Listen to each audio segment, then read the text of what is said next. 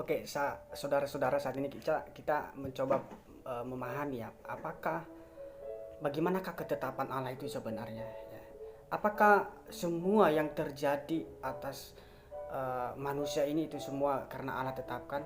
Misalnya manusia membunuh, manusia memperkosa, ya kan? Manusia mencabuli anaknya, apakah itu semua ditetapkan Allah?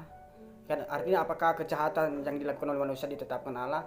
Ya memang ada orang yang memiliki konsep ya seperti itu, bahwa apapun yang terjadi atas dunia itu memang karena Allah yang menetapkan.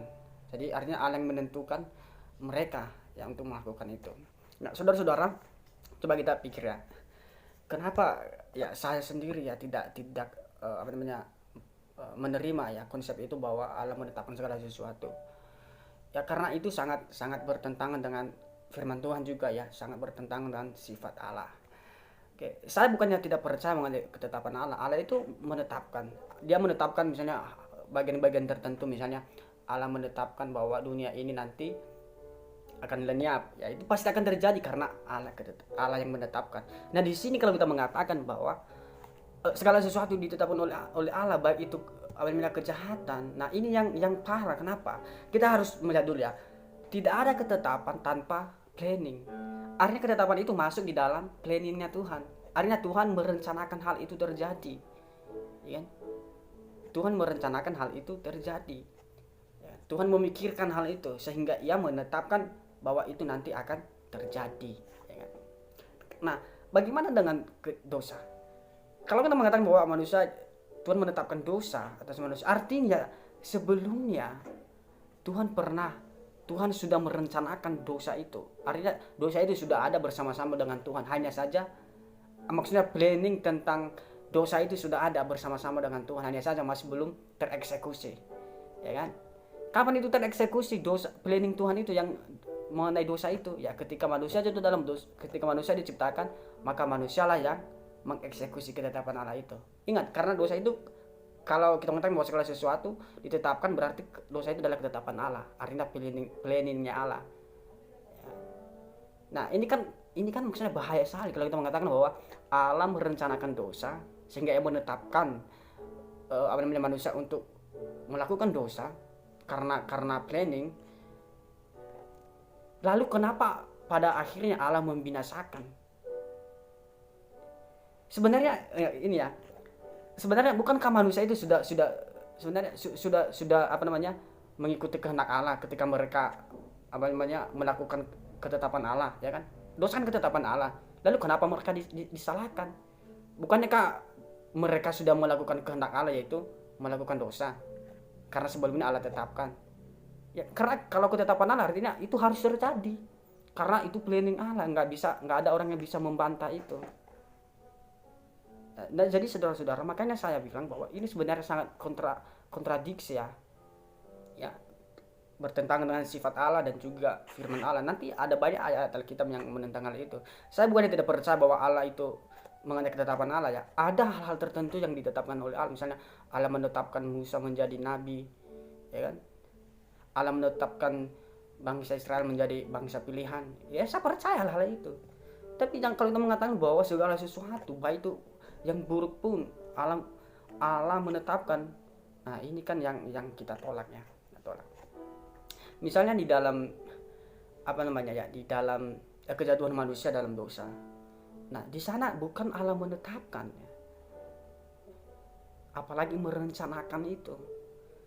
Di sana Allah sudah jelas-jelas memberikan teguran kepada manusia. Ingat, pohon tentang pengetahuan yang baik itu ya, pengetahuan yang baik dan yang jahat itu, ya itu bukan Allah menciptakan dosa. Ya, tidak dikatakan bahwa Dia menciptakan ciptaan yang buruk, tidak ya. Kalau kita melihat di dalam Kejadian pasal 1 ayat 31 itu Allah menciptakan semuanya sangat baik ya, nggak ada yang buruk. Buktinya di sana Allah memberikan peringatan bagi mereka, jangan kamu memakan itu. Artinya di sini Allah itu tidak menghendaki. Ya. Allah menegur mereka, ya kan? Di dalam Kejadian pasal 2 ayat 17, Allah menegur mereka di sana. Lalu kenapa bisa kita berpikir bahwa Allah itu menetapkan mereka? Ya. kalau Allah menetapkan segala sesuatu, kenapa di saat-saat tertentu juga Allah tidak tetapkan, misalnya ya dosa dosa Israel ya, di dalam kitab Yeremia pasal 32 ayat 35 dikatakan di sini, mereka mendirikan bukit-bukit pengorbanan untuk Baal di lembah Ben Himon. Jadi ini adalah sebenarnya adalah dosa bangsa Israel, mereka menyembah Baal pada saat itu ya, untuk mempersembahkan anak-anak lelaki, coba bayangkan, dan anak-anak perempuan mereka kepada Moloch sebagai korban dalam api. Sekalipun aku di sini adalah Allah, sekalipun aku tidak pernah memerintahkannya kepada mereka, dan sekalipun hal itu tidak pernah timbul, coba bayangkan, hal itu tidak pernah timbul dari hati Tuhan, tidak pernah timbul dalam hatiku, yakni hal melakukan kejijikan ini sehingga Yehuda tergelincir ke dalam dosa. Dosa Israel di sini Allah tidak merencanakan, Allah tidak menetapkan, bahkan tidak pernah timbul. Lalu bagaimana kita bisa menafsirkan ayat ini untuk kita paksakan bahwa segala sesuatu Allah yang tetapkan? Lalu bagaimana dengan dosa Israel ini? Katanya Allah itu tidak pernah merencanakan itu, bahkan tidak pernah timbul dalam hatinya. Ya kan? Ini ayat ini membuktikan bahwa segala sesuatu itu tidak ditetapkan oleh Tuhan. Tidak semua ditetapkan oleh Tuhan. Ada hal tertentu yang ditetapkan oleh Tuhan. Misalnya tadi saya sudah berikan contoh. Allah menetapkan kita untuk selamat karena apa? Karena kita sudah percaya Yesus. Jadi maka kita selamat. Itu ketetapan Allah. Barang siapa percaya akan diselamatkan. Barang siapa tidak percaya akan dihukum. Itu ketetapan Allah. Jadi saudara yang dikasih oleh Tuhan, ya coba kita berpikir ya. Kita itu sebenarnya kalau kita memiliki konsep seperti itu, bahwa segala sesuatu ditetapkan Allah, baik kejahatan, artinya sebenarnya kita itu melepaskan diri dari kesalahan. Oh, bukan salah itu karena dia, ya kan? Dia yang menetapkan saya seperti itu. Artinya kalau menetapkan itu berarti ya itu termasuk juga dalam konteks ya, berarti dia menyuruh. Kan? Misalnya saya menetapkan menetapkan rumah itu dirobohkan. Rumah itu harus dirobohkan ya. Itu ketetapannya.